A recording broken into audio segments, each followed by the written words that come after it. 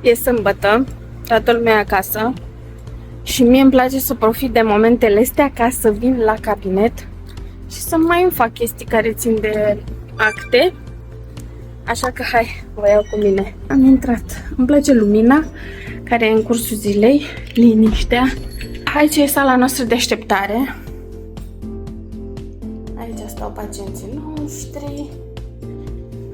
Meet and greet, așa.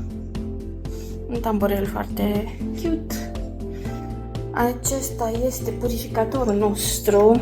Îl folosim după ce terminăm lucru ca să igienizăm aerul. Aici e zona de recepție. Și acum hai să mergem în primul cabinet. Este cabinetul auriu. Aici se fac în mare parte de protetică, igienizări, stoma generală, chestiile mai uzuale, ca să zic așa.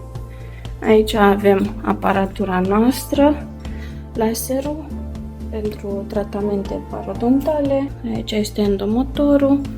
Aici este stația de igienizare. Cu ea facem curățenie la dinții noștri. Next. Asta e cabinetul în mare parte în care îmi fac eu treaba. Pam, pam. Așa arată. Asta e cabinetul arginteu. Și aici sunt toate jucăriile pentru implanturi. Le vedem aici. Asta este lumina noastră mare, mare și grozavă cu care vedem bine tot. Aici este scannerul, pentru că noi așa trebuie să ne digitalizăm și să facem lucrurile și mai bine și mai repede. Aici este piezotomul și aici este fiziodispenserul cu care se pun implanturile, pentru că implanturile, deși am auzit, vreau să cred că nu e adevărat, că sunt persoane care le pun cu piesele de pe scaunul stomatologic cu nitul dentar. Nu există așa ceva. Se folosesc la obturație specială, au răcire specială, au un anumit torc. Nu. În niciun caz, never ever.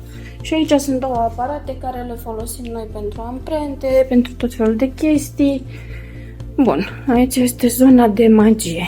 Avem și un birou unde noi ne relaxăm așa, zona aceasta. Și în rest mai sunt stălile de sterilizare și așa. Vedeți ce liniște e? Nu se aude nimic. Eu mă duc să-mi fac acte. Îmi place. E partea mea de relax. Și cu voi ne auzim data viitoare.